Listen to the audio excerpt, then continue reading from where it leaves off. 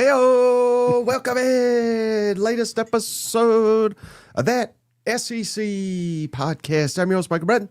Go by SEC Mike on the Twitters. And there he is. He's not in the portal. He's back. Everybody's favorite cousin Shane. What's up, buddy? Hey, buddy, what's going on? I'll tell you what's going on, I had to switch Shane. to the hard stuff, you know? Portal madness is what's going on. So I'm going to try to do our best here. Yeah. Keep everybody up to date. There's moving and there's shaking, and I got a damn update for nearly every team here. And all kinds of drama attached to it. You know? It's crazy, man. Every time I get on, there's another kid entering. There's another kid leaving. What'd you say? There was up to 4,000 at one point in this? Over 4,000. Jeez Louise. That's crazy. Oh, and geez Louise, I did see him in here, so maybe that's why I was thinking it. So, hey, I'm excited, and Mike, I need some recap because I wasn't able to keep up with it all. Okay, well, at the end of the day, before we get into all that, don't forget, as always, brought to you by MyBookie this football season. We got a couple games left here in the playoffs, Shane.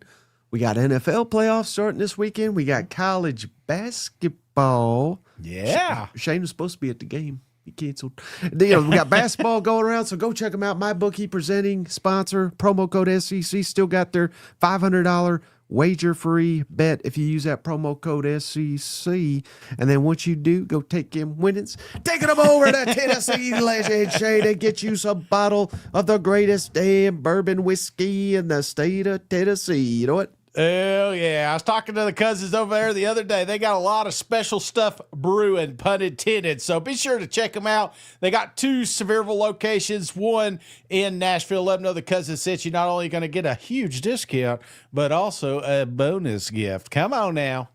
Whoa. Speaking of a bonus gift, Shane. You got one? Well, you sort of. Tam, shout out Thank Tam. you, Tam. $20 here. Cousin Mike, I'd like to apologize for my inappropriate comment on last night's podcast.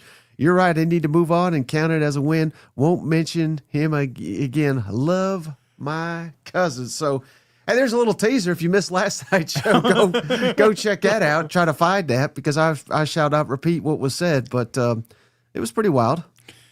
Hey, well, that's what I like. We forget. We're family, right? Sometimes we say shit. Man, me and Mike, we get mad at each other all the time. Hell, we're mad right now. You just can't tell. No, we're actually on good terms. But, hey, at the end of the day, Mike, we're all family, baby. Yeah, true story. Whenever I'm mad at Shane, it's like he just slides in here and he's like, hey, and he just says something. I'm like, all right, I'm over it.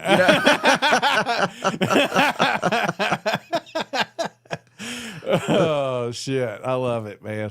All right, so where to begin, Shane, and let's just go right with Tam because that's where I put it in the title of the show and everything, buddy. And wouldn't you know it, the only team still alive, only team carrying the flag for the Southeastern Conference is Portal Pete and them Ole Miss Rebels, Shane. They have dunked on Lane Kiffin and LSU, and I don't know. I think there's one. I think there's a receiver, but beyond that, it was supposed to be LSU's going to raid the roster. They're going to take all our best players. Well, since we last recorded, Shane, it's been made official. Yeah. Quarterback Trinidad Chambliss, running back Kewan Lacey, kicker Luis Canero, defensive lineman Princewell Umanamelian, cornerback Jalen Braxton, punter Oscar Bird. These are all guys apparently LSU wanted, and I don't think any of them are going to LSU. In fact, all of them have re-upped with Ole Miss. Now, with all this, Shane, again, I know this is all kind of new and confusing. Yeah. We got, and again, it basically applies to literally every player we're going to mention on this show, but, even official team accounts are announcing these things. We signed this guy. We've re-signed that guy. Mm-hmm. Believe it or not, none of it is official. Until they actually enroll in class and show up for the next semester. So, I say all that because we know how old devious Lane Kiffin is. Could you imagine? He might be sitting back here twiddling his thumb, saying, "Oh, Trinidad, oh, Kiffin, let's up what we're going to offer them," and they could conceivably steal these guys still. Yeah. But I certainly, I'm just saying that. I'm just putting that out there. I don't think that's going to happen, and I don't think it's going to happen with any of these guys, quite frankly. But I'm just saying it could happen. But if it doesn't, Shane, yeah, what a massive, massive victory here for Pete Golding. And similar to, remember when Lane Kiffin was getting all these offers from Auburn, what did Ole Miss do? They raised all this money, and they said, "Hey, we'll give you what you want. Stay here. Don't go to the Plains." And he did. He stayed. Yep. He ain't leaving, or he wasn't then. And then Ole Miss got a lot better. They got Pete Golding, obviously. They were spending all this money on the roster, and they are one of the best programs in the SEC, and they have been since the COVID year.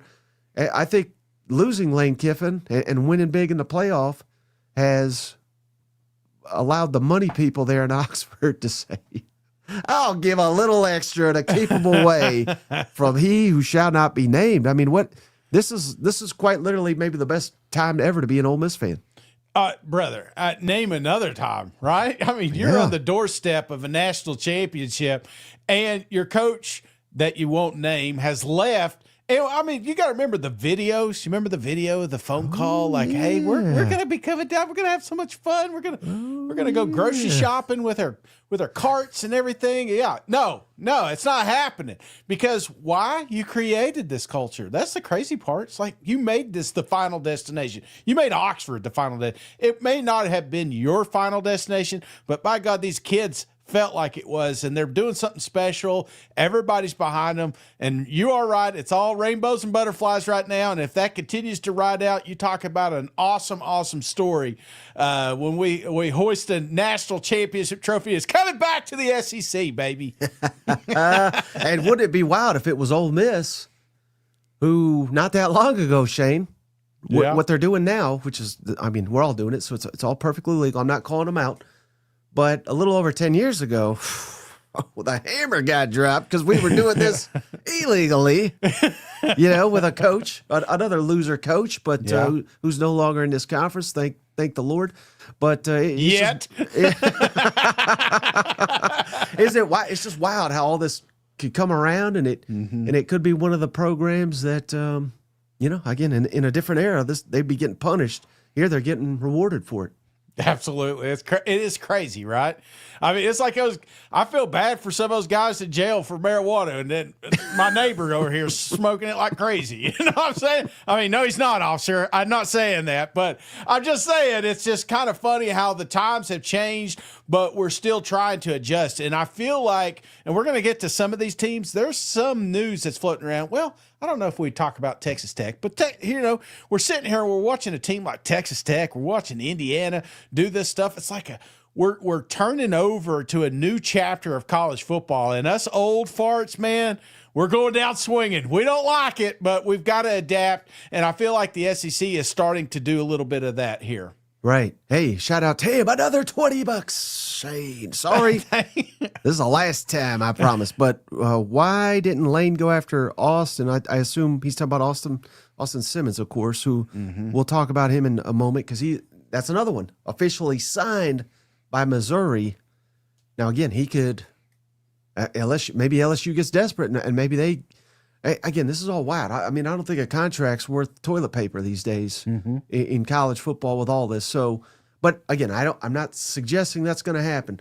But the question, Tam, was why didn't Kiffin go after Austin Simmons? Well, I mean, we have kind of discussed this on this show, but I know Shane has asked me to. Like Austin Simmons, is he going to follow Kiffin, or just there was no shot in hell. Even if let's say Kiffin remained at Ole Miss, no shot in hell Austin Simmons was back. So I thought maybe some of that had turned a little bit with Pete Golding being head coach, but I think Austin Simmons kind of sees the writing on the wall, and obviously Ole Miss is now all in on Trinidad, which I want to hit on here in a minute. But I think there was no shot unless Trinidad does not get his waiver. Yeah. That Austin Simmons is going to be the quarterback at Ole Miss. So I think he's just going to a different SEC program that is very clear for him to see the field. While that could have been the case at LSU, I don't think he had a very good relationship. Maybe not even him, but I'll say his family didn't have a good relationship with Kiffin. Yeah, and it had soured, so there was no shot, to my knowledge, that Austin Simmons and Kiffin were going to reunite, regardless of where it would be, if that makes sense. Yeah, no, that makes sense. And I do feel like there's a little bit of Lane Kiffin's in the bag for Plan B. You know what I'm saying? And I'm telling you, a Plan B, even if that's the case, is still going to be very successful. We still got a lot of time left in this thing, figuratively speaking. And I just feel like Lane Kiffin, I'm about to say it again. Lane Kiffin will be all right. LSU will be all right. But it's just entertaining. And nobody's off the board. Like you said, I watched we'll get to Kentucky here in a minute. There's another one that I'm like, dude's already set. He's in Nebraska. Oh, wait, he's coming to Lexington. So that's just kind of what we're at right now. Shout out Tam for another $20. Damn, Tam. This is the Tam show, but we do appreciate you, Tam. When we were buying players back then, we meant well. Well, hey, it wasn't a problem till you beat Nick Saban twice, and then you got turned in. Imagine how that works, Shane. Fingers crossed that Tam says something mean again on this podcast. But hey, so I did want to talk about Trinidad. So that is a huge question mark here, where he may not even be back next year because of he's applying for a waiver. Yeah. And it's my understanding, Shay, so literally he has signed on to come back to Ole Miss, right? Yes. So now we have documentation. I don't know how much he's getting paid, but let's not be naive. It's probably millions of dollars, right? Yes. So I don't have a clue, but let's just say $3 million. Yes.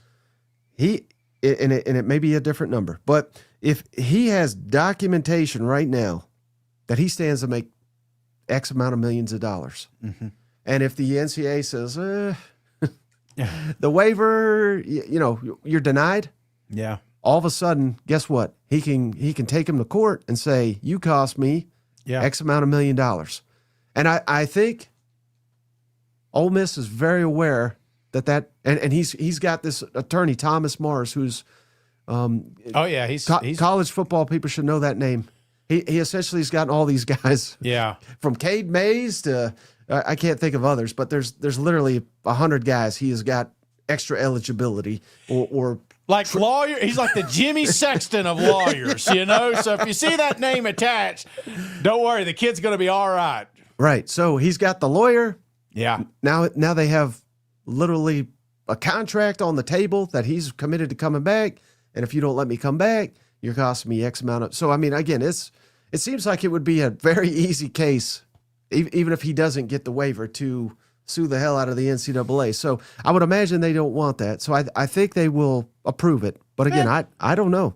Reading between the lines, they put that out there that they were going to be a little bit more aggressive with getting that decision from the NCAA. And then 2 a.m, my head coach is tweeting out a Trinidad flag, So I'm kind of put two to. I feel like we're going to get an answer sooner than later, and it may be even after this. But I would imagine there's some sort of confirmation and saying, hey, he's going to be able to come back, because, like you said, they really are starting to set this up for a counter lawsuit, and that's the last thing they want, because once you do that, it opens up for everybody. Right, and then aside from all the guys that bringing back, Shane, Ole Miss has already announced signings with the linebacker Chris Jones from Southern Miss. He led the nation, Shane, with 133 tackles. Yeah. So they're getting a tackling machine.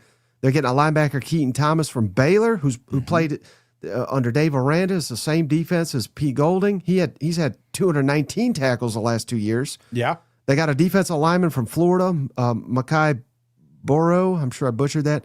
Defensive lineman Jaheim Otis from Colorado, but before he was at Colorado, he was at Bama. He was one of their guys. Offensive tackle Carius Kern from LSU. defensive back Jay Crawford for Auburn, defensive back Sharif Denson from Florida. So you're sensing a theme here, Shane. SEC guys coming to Oxford. Yeah. And again, these are additional guys that they have signed, and they are trending apparently with Deuce Knight. Oh, shit. Who they almost got out of high school, but of course he made a mistake of playing for Hugh Freeze for a year. But if they could get him, now we've got depth at quarterback. Yeah. I mean, I think it's not even a question anymore, Shane. At least now we're still early in the portal. Yes. But Ole Miss, I don't think there's anybody that's a bigger winner, not just SEC, I think in the country than Ole Miss. I mean, they're right. They're up there. They're in the top 5. I maybe in top 3. You know what I'm saying right now. And I feel like you gotta. I mean, I mentioned Indiana. I mean, they're in the heat of this thing, and everybody they want, they've been getting. So I would say they're up there. But you're right. This is not what I expected. I really expected after the Ole Miss win or lost this thing, the bottom to drop out. I'm being real, man. I felt like they were put in a tough spot.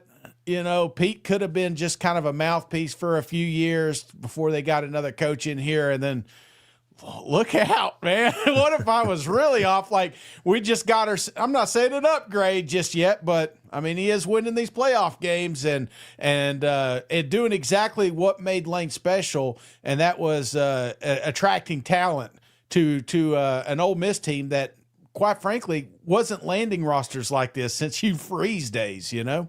Right. And again, this is another reason, Shane, why I would say, and again, this is not to discredit Lane Kiffin or anything, but people that thought, you know, Portal King, all this BS, you know, he's just going to go to LSU and everybody's going to follow him. And now LSU's going to dominate the port. I say it every time, Shane. It's like people don't believe me, but this is about money. Mm-hmm. It's about money for the vast majority of these guys. It's just the way it is. And these coaches are, except for Brian Kelly, apparently, they're not putting up their own money, right? This is collective. This is NIL operation. Yeah. And whether it's Lane Kiffin, Pete Golding, or Charlie Weiss as the head coach of Ole Miss, the NIL operation remains the same. Yeah. So losing Lane Kiffin, while a blow, it's not, you're not taking everybody that runs the NIL collective, and I think we're seeing that. And that's a big reason why, or that's the main reason I would say, along with the winning, obviously. Yeah. But a huge reason why Ole Miss is doing so well, because they're not having to build this from scratch. It's already in place. Yeah. It's just under a new coach. You know, it's so funny because these coaches, they talk free agency, and Lane will be out there, especially if he doesn't have a successful portal class. He'll be the first one to stand in line and tell you about how bad the system is. But I'm wondering, what happens? You know, because we're seeing teams. I mentioned Texas Tech, but Texas, you know, Texas A&M, these big money schools that are able to pony up. Do you see any of that coach talk, any of that AD talk ever change? Is it moving like toward that, or are we just going to keep bullshitting about it and not change anything? I'm a little confused. What is the question? Are we changing? Yeah. Do you just feel like this is the system and we're going to have to adapt to it? Or do you feel like, you know, sooner than later, we're going to have some conferences saying, wait, you know, we gotta fix this damn thing? No, I think it's got to change. Yeah, right.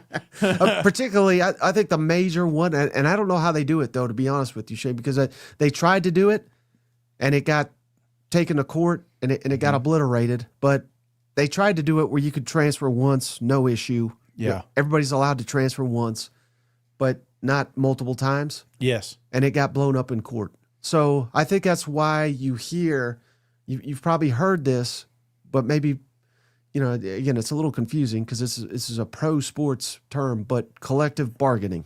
Yeah. That has to come. And what that means is essentially every player has got to opt in, and there has to be, rules that are written that you don't take to court. And you don't take it to court because the teams agree to it, the players agree to it, and that's why you collectively bargain. So that otherwise, Shane, we're in the SEC, we're all crazy, right? Yeah. We saw this in real time. I'm trying to think who was the first one. I think it was Florida. I could be wrong, but Florida opened the floodgates on NIL. Yeah. And then George Kirby said, by God, he called up his senator or congressman or whatever, said, Dan Mullen's got this advantage. Switch his shit now. And they switched it within a week. And then Missouri did it. And then Tennessee did it. So we all play by the same rules or we it's like the wild, wild west.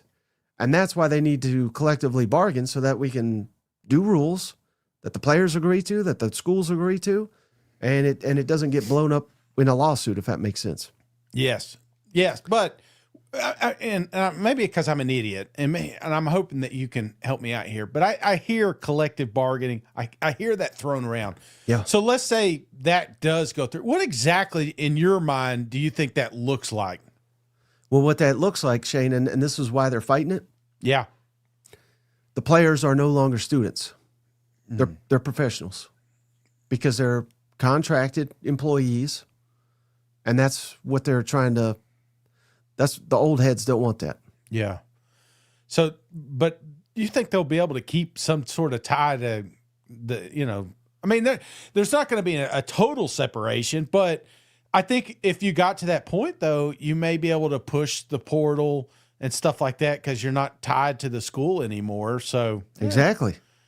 Shit. So we could do this after the playoff, or we could do it, before spring.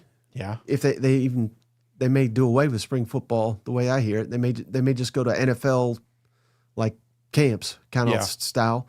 But yeah, so they'd be employees and they wouldn't have to go to school, or maybe they still would go to school, but they wouldn't be held to the academic calendar. Yeah. Okay. And that's.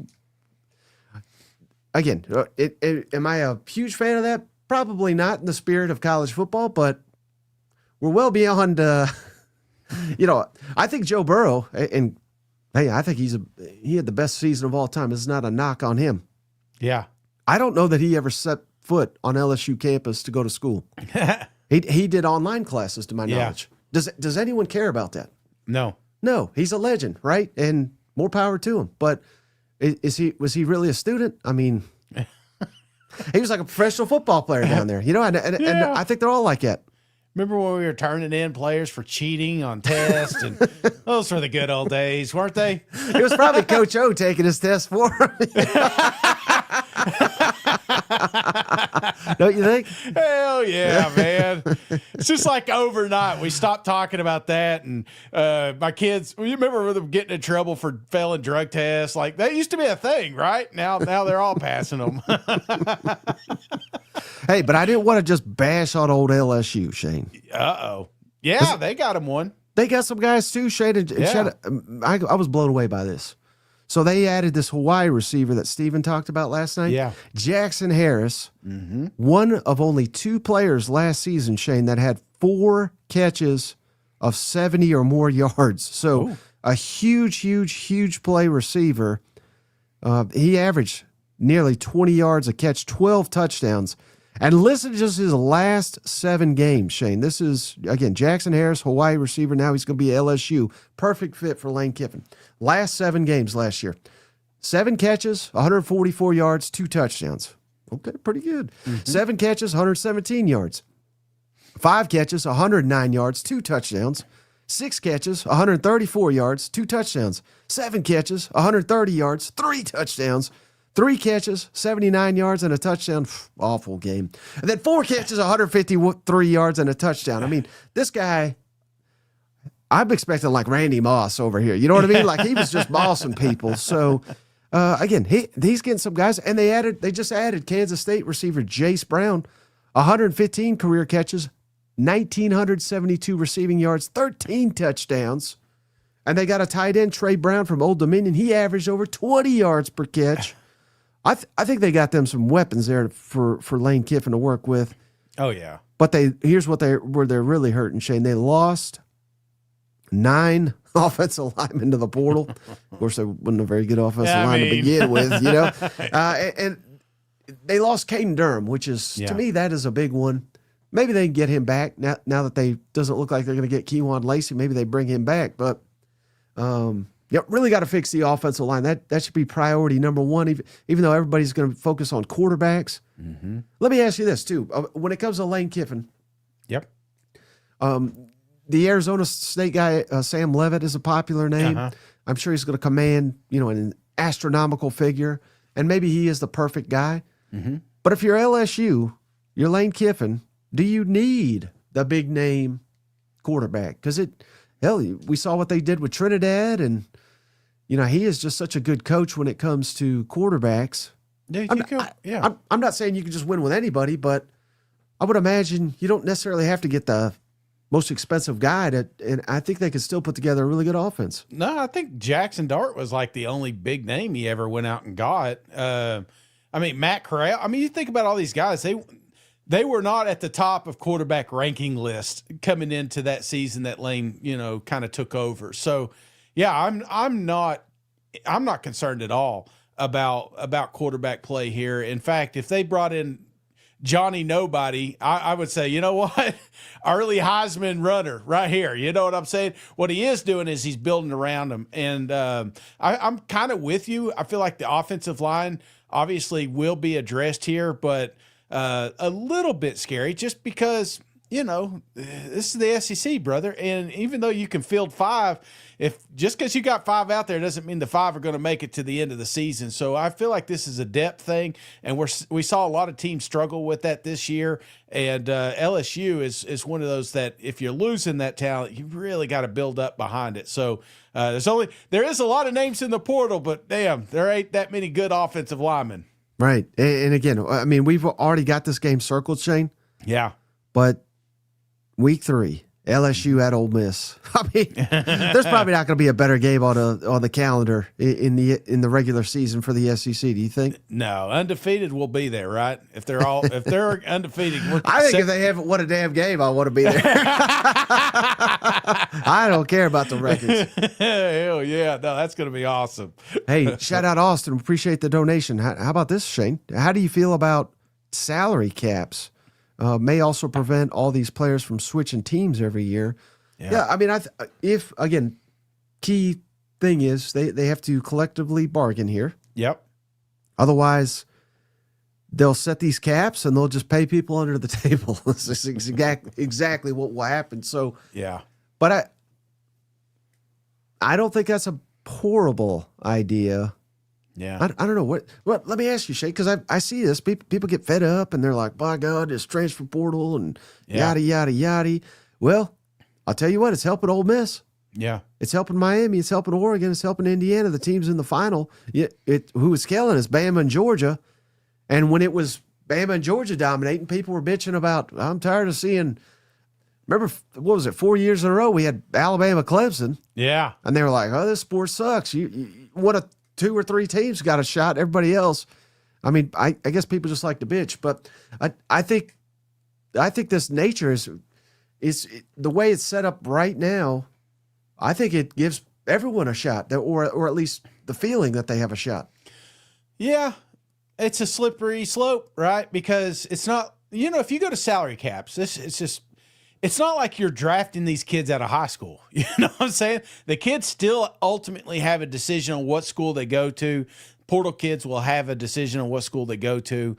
And even if they're locked into a guaranteed contract, I still imagine that there's conversations saying, hey, above that contract, I can land you a $3 million Hardee's commercial. So yeah, I'm going to sign up here because I know above my contract, I'm still going to get $3 million. So, and there'll be roster adjustments that it'll be so manipulated, even if there are salary caps. So I'm glad I'm not over this, but, again, you go back in the day, these teams were paying players. It's not like we just started paying them, so the SEC has been dominant. I'm just curious why all of a sudden we're just getting our ass handed to us in the portal and recruiting, It sucks. Yeah, well, I maybe just the commitment needs to Do we need to find oil in the Southeast? Is that what it is? Do we start digging again? You need to get back on that landman, Shane. I'm telling you, that'll be the path for us dominating the sport again. there will be blood too. Well, hey, speaking of winning in the portal. Yeah. Well, a mix, Shane, of winning and overall winning. But shout out Missouri, Shane. So again, they made it official. They have assigned Austin Simmons, and I'm starting to really come around. I think that's a massive upgrade of quarterback potential for their system. They've landed linebacker Robert Woodyard, one of Auburn's best linebackers last year, 67 tackles. And then Jaleel Florence from Oregon, a corner. He was banged up this year, but he's had multiple interceptions, 35 tackles. But here's one where that hurt, Shane. And maybe they get him back, maybe. But Damian Wilson, outstanding pass rusher, 9 sacks this year, a pick, 20 tackles, hits the portal this afternoon. And again, like I said, he could come back, but based on what I've heard, it doesn't sound like that's very likely to happen. Missouri's had 24 guys hit the portal, Shane, a lot. A couple projected starters on defense. The offense is going to look completely different next year. Is this ultimately a plus or a minus so far for the portal for Missouri, do you think? I'm leaning minus right now. I mean, there's some big names hitting the portal, and you can't just replace some of these guys. I mean, you can, but I don't know. That's a lot of production, and again, momentum. That's the last thing we want. It was a down year. We don't want to compound that with another one. So I always have faith in Drink just because, Lane Kiffin has stole the headlines for so many years during the transfer portal. But if you look back in the history of the portal, Drink's been right up there with them. So I still feel like we've got some time here to pull this thing out. And they are getting some big names. It's not like they're just, watching everybody walk out.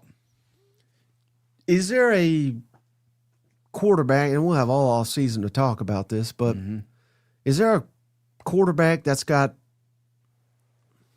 what is the right word? The biggest maybe variance of how good he could be or how, maybe he's not good than Austin Simmons next year at Missouri. Is there another quarterback that you can think of off the top of your head that is like bigger boom or bust, maybe is the best way to say that, than Austin Simmons? Maybe Deuce getting thrown around up there, just because we really don't know what his ceiling is, but the goalpost will keep getting moved. It's like he'll keep getting taller. It's like that old fishing story. That fish just kept getting bigger and bigger until we actually saw it. So I feel like when the season starts, wherever Deuce lands will be kind of one of those. But similar to maybe Jackson Arnold a couple of years, years ago, just we knew how good he could be, but we also saw the bottom. So that's probably where I'd compare it. Shout out Vol Tigers says, to quote Shane, we're just making room. Come on. We're getting that cancer out of the locker room, Well, hey, I can tell you could breathe a little bit easier today, Shane. Now that I sneezed? No, it's Auburn fans because they landed their quarterback that we've been waiting for them to get. South Florida, Byron Brown. Yeah. Hendon Hooker 2.0, they're calling him, Shane. Led college football with 42 touchdowns last season. Averaged nearly 350 yards of total offense. So that's the big one, obviously. Knows the offense, knows Golish. Cody Burns, the offensive coordinator, they're all coming. And not only the quarterback, Shane, these are just the South Florida guys they've added. Running back, Nakai Davenport. Tight end, Jonathan Eccles. Receivers, Corey Pettigrew, Christian Neptune, Jeremiah Koger. And then corner, Gavin Jenkins. Safety, Fred Gaskin. And then another quarterback, might as well order a couple, Lachlan Hewlett. So, man, the South Florida connection, very real. Yeah. And I think that in multiple ways that's good, Shane, because obviously you want to hit the ground running if you're Auburn. All these guys are going to know the playbook. They know the coaches. They know what they're signing up for. We can expedite how quickly because I think the offense might have to carry us a little bit, at least early in the season. I don't see many downsides to this. And another one, which is kind of obvious, but if this many guys are following Golish, I think if you're an Auburn fan, you're like, well, they must love his ass. Or, he's a popular guy to them. I think that's a great sign for Auburn. He kind of Deion Sanders this thing, didn't he? Just bring them all down. How bad would it suck to be in that locker room and not get the phone call? Stuck down there in South Florida, like, damn, coach lied to me. I feel like you could take it either way, right? If you're an Auburn fan, I'm trying to be more optimistic this season. I feel like you are correct. This shows exactly what kind of culture Golesh is going to create. The fact that kids, some of these kids that you mentioned had plenty of opportunities to play at other SEC schools, even more successful programs, and chose to come up here with Golesh and company. So, hey, a start of something special, you got to build that foundation, and this may be the group that becomes that foundation for them. The Auburn Bulls. How about? Oh, yeah. Now, the negative, it's like, well, he couldn't get anybody else, so he didn't. Yeah. That's – I know you're not going to want to hear this, Shane, but that's the same thing that old Indiana guy did. Yeah. He just brought his whole damn team from James Madison. And worked. It worked for them. You know what? Yeah, yeah. That's what he's doing. He's stealing a page out of Signetti's book. Yep. And that's the name we shouldn't mention on this show. Hopefully, who's stealing a page, Shane? Yeah. Is our guy John Sumrall down there in Florida. So big news for the Gators today. Yeah. Re-signed Jaden Baugh, Shane, first Gator in 10 years to rush for 1,000 yards. Mm-hmm. He was the offense last season. That was huge, keeping him away from Texas. And they officially announced the signing of quarterback Aaron Philo from Georgia Tech, who obviously worked with the new offensive coordinator there, Buster Faulkner, so he knows the playbook. Now, he's not terribly experienced, 938 passing yards, 2 touchdowns, 3 picks. So he sounds a little DJ Lagway-ish to me, but I'm kidding. Hopefully he'll clean that up. But I do like we're bringing in a quarterback that knows this system. And they're bringing in the kicker and punter from Tulane, Shane. So Sumrall's, popular with the kickers and punters. Yeah. Continuity will be there as well. So, I think it's huge, though, to get Jaden Baugh, get re-signed with a new coach. He had, Ohio State, Texas. These are the schools that were after him. And he's re-upping. I think that's a major win for John Sumrall. Yeah, we said that. What was the biggest, like, if you could keep one guy on that roster, who would it be? And we both said it's unanimous. And one of the, I think, that we're talking, or maybe not talking about, is DJ not signing with Florida State was also a good thing. So a little small celebration there in the locker room that they don't have to deal with him at the end of the season. So, but yeah, whenever you have coaching turnover, you're going to have probably more negative than positive. But I feel like this was a pretty good head start, if you will, in the portal window. But I don't think they're nowhere near done. Every time I turn on, there's some Florida propaganda being thrown at me on my timeline right now. Who's pushing it the hardest right now? Is it Florida? I see a lot of Kentucky. I see a lot of Florida. I see Oklahoma. Quite a bit of Oklahoma in there. Yeah, let's go right. That's exactly where I wanted to go. I'm seeing it in the comments. This is Jim Nagy's universe. We're just living in it, man. Yeah. Because they have added, I think that just for the storylines alone, I love this, Shane. But let's highlight Texas, or I should say former Texas receiver, Parker Livingstone. I've even seen the Texas media saying, well, yeah, this guy, only 29 catches, 516 yards. He only had 100 against 2 teams.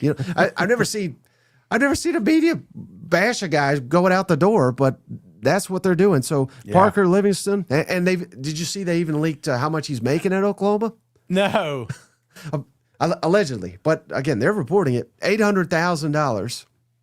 So shout out to him for getting it. But hey, we needed weapons for Oklahoma. We were really questionable at receiver outside of Satania, really, and Deion Burks at times. And they also added receiver Trell Harris from Virginia, Shane. 113 career catches, over 1,600 receiving yards, 9 touchdowns.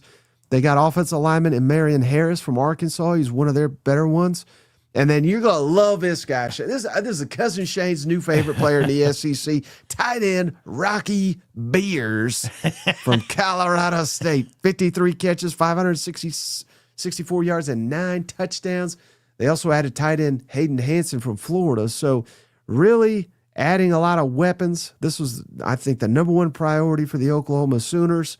We got to be less dependent on John Mateer here. Get him some help. And I think early in the portal, Oklahoma's done it. Yeah, I was trying to find the video. There's a video floating around Livingstone talking about the Red River and what it meant to wear that burnt orange. And now he's just, they're burning all the jerseys down there. You know?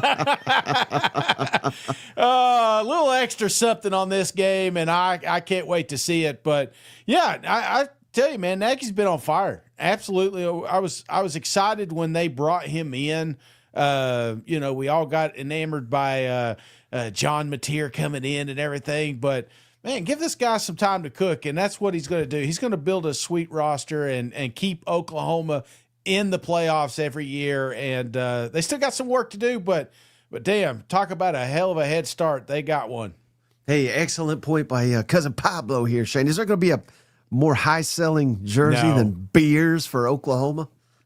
Maybe Arch Manning. Arch Manning and then Rocky Beers.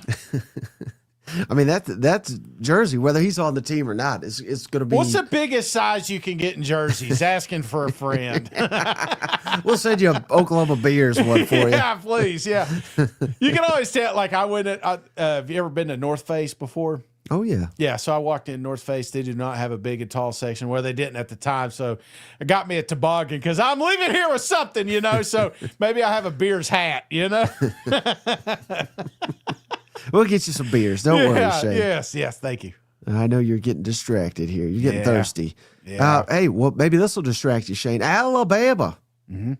God, they needed a running back this year, didn't they? Well, they got one in, cool name, too, Hollywood Smothers. Ooh. From North Carolina State, Shane. 939 rushing yards, 6 touchdowns. He's got over 1,500 career rushing yards at NC State, 12 touchdowns. Mm-hmm. They had a linebacker, Caleb Woodson from Virginia Tech, 2-year starter, 151 career tackles, and a tight end, Josh Ford from Oklahoma State. But the headliner so far, Hollywood Smothers for old Alabama. He's a big play.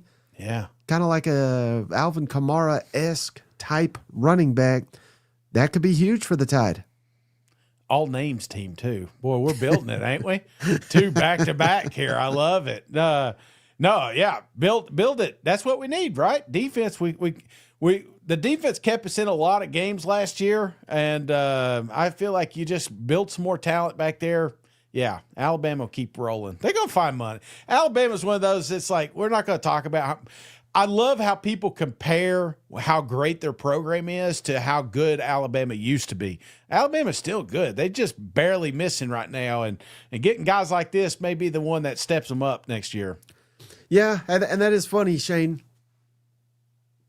Maybe this isn't the metric for how you should be viewing things. Yeah.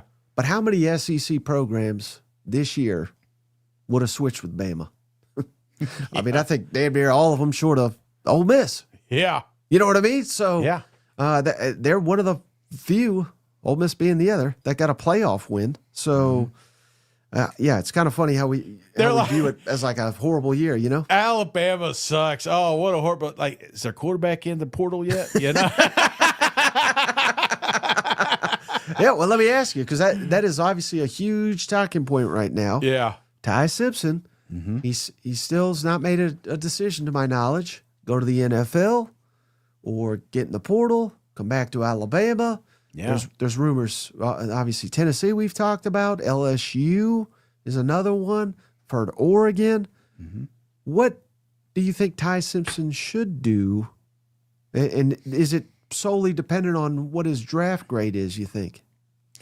No, I don't think the draft grade will be there. I just don't personally. And I feel like coming back will be big for him. It's just picking the right spot, and Alabama clearly isn't that spot. That I feel like that ship has sailed a little bit. Yeah, but there are plenty of opportunities out there that Ty could come in, build off, kind of like Bo Nix this thing, and come out, have a successful season, probably be in the Heisman talk all year long, and, build his draft resume. Bo Nix, so Oregon? I'm just saying, well, golly, I hope not. Would you forgive him for going to Alabama if he comes to Tennessee? Yeah. Yeah. I mean, we ain't doing shit in the portal. Might as well spend it on somebody. Damn, our AD's out here. Did you see him fighting with fans? We're going to have a cool place to watch football games, The first comment's like, yeah, but nobody's going to stay for a 35-3 ass whooping, That's true, Shane. That is true. Hey, how about this one? So you've talked about propaganda. Yeah. Kentucky, Shane. Now, they're swinging big out there. Yep. Did they get a good one? I don't know, Shane, but they did land a quarterback. Kenny Minchie, I think is how you say that. He was at Notre Dame, I believe. Now, he was headed to Nebraska. Shane, he was about to sign, and they said, don't sign. Come on down to Kentucky. And I think that's a big win. If for nothing else, Matt Rule is supposed to be guys a gift of coaching, right? Everybody wanted a Penn State and all these. They wanted, I don't know why they wanted him apparently, but he got a contract extension. He's one of the worst coaches at the power level, yet he can't get a backup quarterback from Notre Dame, but Kentucky got him. So I've heard some rumbling, Shane, that Oregon was really, really high on this guy, and they saw him a lot as a Dante Moore type. According to our buddy Nick Roush. So, a big physical guy that can run the football.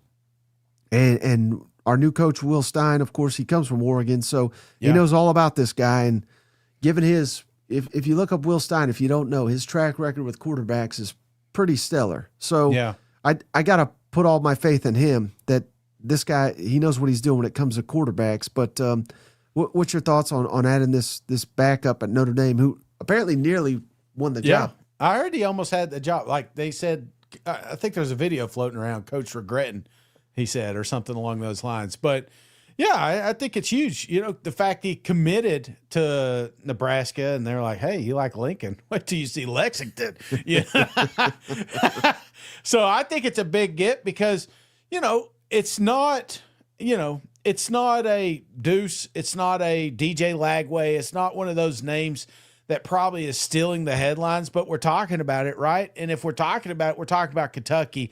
And I felt like that's exactly what needed to happen this first season with new coach, new regime, just a new chapter. Just let's start over. Let's clean slate this thing. And but I feel like this was an important one because, like you said, he gets credit for the quarterback development. You go out and you get your guy. So now we're expecting something, but if they can double down and see that development year one, then all of a sudden we're saying, hey, we've got ourselves a little track record here. It makes it a little bit easier next time the portal opens up for Kentucky. Right. And then they added some other guys, Shane. All these guys have SEC ties, which I absolutely love. Running back Javonte Barnes from Oklahoma. Yep. Max Anderson, offensive lineman from Tennessee. Linebacker Taven Wallace from Arkansas. He was their highest rated signee last class. So he's just a youngster, and his brother played at Kentucky, and now he's in the NFL. So, cornerback Aaron Gates from Florida, and defensive lineman Ahmad Bro from LSU. So give me all the SEC guys. We need them at Kentucky, and again, we certainly need quality, but we need quantity as well to get this roster up to speed. So I love how aggressive Kentucky is being so far. And it's a change from what they have been, and I think it's a good change. Oh yeah, very good change. I always like when they say we got somebody because they go back to say this was the number 48 prospect 3 years ago, and make it sound a little bit more special, even though he didn't start. But no, there are some starters coming up there, and honestly, if I'm picking, you were talking about biggest surprises, I would say Ole Miss number one. But surprise, is Kentucky. I'm not saying Kentucky was better than Oklahoma's class or better than Texas class or anything like that, but as far as surprised, I'm surprised how much success they're having in the portal this go round. Right. Well, you know what doesn't surprise me, Shane? Steven up. Always showing up for them boys in Tuscaloosa. It's Steven up. Roll Tide. Thank you, Steven Up. He gifted JD Courtney Miller, an Auburn fan, Shay. So we got JD, and we also got Blessed Vet. Hell yeah. He became a member. So, Blessed Vet, thank you for your service, and welcome to the family. To Blessed Vet and JD. Yeah. Thank you for your service, brother. All right, Shane. So we got, who else we got here? I mean, did we even mention did Tennessee get anybody besides a 3-star running back? Nothing. No. Well, they got a safety out of Kansas State, Quay Moss. Right.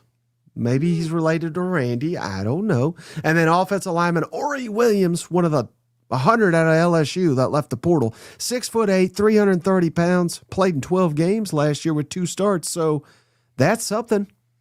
Making room, baby. What about South Carolina? Got anything in Carolina? Saw they got an interior offensive lineman.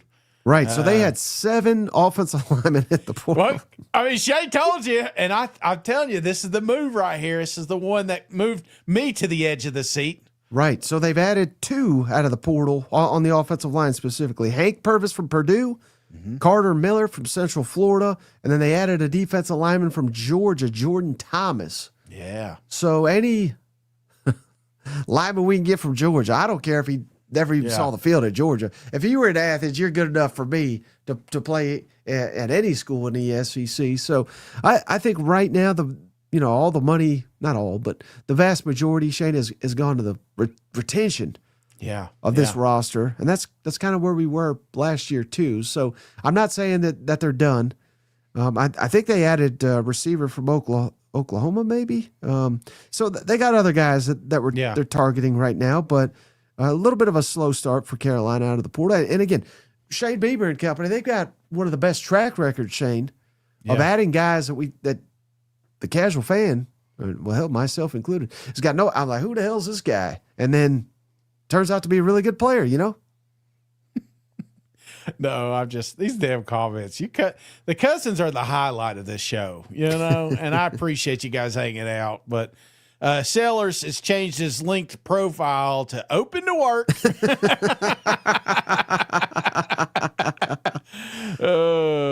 Hey, Token, say it, Mike.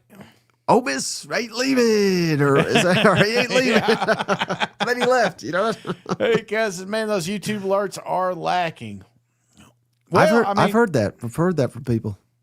I don't know what to do about it. Well, we're kind of here every day at the same time. No, I'm messing with you, talking. Actually, schedule was almost adjusted. I was going to go to the Tennessee game tonight, but change your plans. So hey, and then, well, speaking of that, Shane. Yeah. Change your plans. Uh-oh. Pivot. Not really, but Mississippi State. Mm-hmm. I didn't even know this guy was still playing college football. Damn. Do you remember A.J. Swan? Yeah. Vanderbilt, then the LSU. Yeah, and then last year apparently he was at old Appy State. Now he's at Mississippi State to be back up. So I'm telling you, got him back. There was a 3-week stretch. You'll find the tape. It's out there somewhere where I was convinced that A.J. Swan was going to be the next best quarterback in the SEC. So, dude, this is a guy to watch, especially at Mississippi State where he could cut loose. Never got the opportunity down there in LSU. But, I mean, he was behind some big names. So, yeah, and I think he's about 33 years old. So. Yeah, he's buying everybody beer in the locker room, But more importantly for State, Shane, they re-signed Isaac Smith, outstanding defensive back. He's the best player on the team. Mm-hmm. So that's fantastic. And they added a corner, Quentin Taylor from Iowa State, Shane. 27 tackles, a team-high 5 pass breakups. So nice little pickup there for State. What about Texas A&M? Got anything on them? Seems like I see them on. At least they're hosting everybody. Most important, perhaps, Shane. Kicker for A&M. David Alano from Illinois. Yeah. 37 of 43 kicking field goals. That's 86%, brother. That's it's about 40% higher than their last kicker. So that's huge. And then they added offensive lineman from South Carolina, Trevon Baugh. And then defensive lineman Ryan Henderson from San Diego State. He had 10.5 sacks in his career so far. And Brandon Davis Swan from Colorado. So getting a little beefier on the line. That's where they need it. So that's what I got for A&M in the last couple of days here. Tolkien. Some of us are here at the same time, Shane, and I always stick up for you. That's true. He usually beats you here, Shane. I know. He's usually here way earlier than I am. And then, hey, Texas got a kicker too, Shane. Yeah. I'm telling you, this is the way to do it. Just get you a kicker out of the portal. They got Gianni Septic, I think is how you say it, from Memphis, 46 of 62, so over 74% accuracy, kicking field goals. They got a tight end from Michigan State, Michael Masunas, 270 yards, 3 touchdowns. They also got a punter from Florida State, Shane. And we know what I think we know about Florida State, yeah, he got a lot of work as a punter down there. A lot of work. Absolutely. Vanderbilt? Vanderbilt. That's the one team I don't think I have anything on right now. But back to life. How about the Arkansas, Shane? They got your favorite kicker. I don't know if you saw this. Max Gilbert is a Razorback, and he's going to be playing Tennessee next year, Shane. Yeah, I got a shout out to a buddy here. This is the exact text I got sent as soon as it happened. Max Gilbert's going to drill a 55-yard field goal to beat the Vols when they go to Arkansas next year. You know it's coming. And they also got the Razorbacks got Jaheim Johnson. They just signed him, but from Tulane. Yeah. Four picks this year, or excuse me, this season. And then, man, I cannot recommend this enough. It's about the only impressive thing. Again, I'm sure he's a hell of a player. Jasper Parker from Michigan. Yeah. He only had 93 yards and 2 touchdowns, but he was a freshman. And there's a video of him running up the walls of the football stadium. You got to see this thing. I'll send it to you, Shane. But yeah, I recommend the cousins. Jasper Parker. Just search that on Twitters. Mm-hmm. See this madman run literally up the stadium. It's one of the more incredible things I've ever seen. If he could do that, he could be the next great Arkansas Razorback running back, in my opinion. But it's pretty wild stuff there. Jasper Parker is his name, right? Yes, sir. All right. Let's check it out. I didn't know you were going to do it live here. I'm going to do it live. I mean, what else we got to do, right? But go ahead. I'm sorry. I'm sure I'll find it. And then Georgia got a big-time safety, Khalil Barnes, out of Clemson. Mm-hmm. So that was huge for them. And I think that's about all that I got. I tried to keep up to date with the latest in the last 24, 48 hours. It's millions of names and everything. But that's about what I got, Shane. Be careful Googling Jasper Parker. I did not get stadium runs on my search. So maybe you can send me that link. Yeah, I'll happily do it when we're done. Thanks, guy. With this here. Yeah, sorry. Hey, this is what we do at 58 minutes into the show. You know, we start to lose a little focus. Well, hey, that I can't believe you said that, Shane, because that does remind me, and I saw it in the comments. Yeah. So I do want to shout out one more of Texas. I forgot to mention it. They got Arkansas defensive lineman Ian Jaffrard, I think is how you say it, and Arkansas Razorbacks. Shane, so this guy's a nose tackle, right? Yeah. 370 pounds. And the only thing they mention is a play he had. I know we were pretty upset when we saw it too. Mm-hmm. We did an emergency podcast right after. We got mad as hell. They fired Sam Pittman. But if you remember, this 370-pound Ian Jaffrard, nose tackle, the Memphis, I think it was the quarterback, carried his ass for about 6 or 7 yards, and they got the first down, and Memphis upset them. Yeah. That's all the Razorback fans think of, right? Yes. But again, he's 370 pounds, and it was the last minute of the game. And I'm thinking, 370 pounds. Imagine being 370 pounds, 59 minutes into a football game. How tired are you going to be Exhausted. And it reminded me of Cousin Shane at the end of all these shows. How tired is he of sitting here? I mean, if I was that guy, I couldn't have brought him down either. You know what? And you can always tell, like outside when it's cold, you see his breath. You just, there'd be like steam coming off the helmet, out of the helmet. So yeah, I do pretty good. It's just about that hour mark. I start to, and the coffee I ran out. Did you see mine? Dad joke loading. I got a whole bunch of those. Yeah. Nice. Very nice. Very nice. All right, Shane. Anything else before we hop off here? No. Again, it's very fluid, right? I mean, we just told you who you're getting. That may change tomorrow. So should we do a mailbag tomorrow? God, can we? Can we? Yes. And maybe picks too, because we got a game on Thursday. Damn. Can we be about 15 minutes late tomorrow? Is that possible? I'll be here same time. You just said we're at the same time and now you're like, can we be late? I know. It's Tolkien, 15 minutes late tomorrow. Okay, you are allowed 15 minutes late. Tab hasn't said anything mean yet, so I keep waiting for Tab here. All right, so we're gonna do mailbag. Yes, we'll make our pick, and then before you know it, the game will be here on Thursday. Yeah, absolutely. I mean, it's right here. We're gonna have the watch party Thursday, maybe. Right? I haven't even talked to you, Mike. I'll be here. Yeah. So, I mean, I'll be 15 minutes early. How about that, Shane? Who else am I going to watch it with? So, no, definitely going to watch that one. And maybe Friday. I don't know. Shit, I ain't got nothing to do. So, we'll figure it out. But I look forward to seeing all the cousins tomorrow. Get those questions in. Official cousins, get those questions asked. And JP, shout-outs were posted, and I missed it. So, let me go up here and find it. I got a really good guest tomorrow, too. So, it's I don't know when I'll post it. I'll try to get it up as soon as possible, but I'll try to get it maybe tomorrow. Yeah. But it's tricky because it's because of those games. Maybe Thursday. Yeah. I don't know. We'll see. But a really, really good guest. It should be a fascinating interview that you're not going to get this kind of content anywhere else out there. I promise you. I love it. Is that what you would say if I was coming on? Like, oh, no, I'd be like, no need to tune in.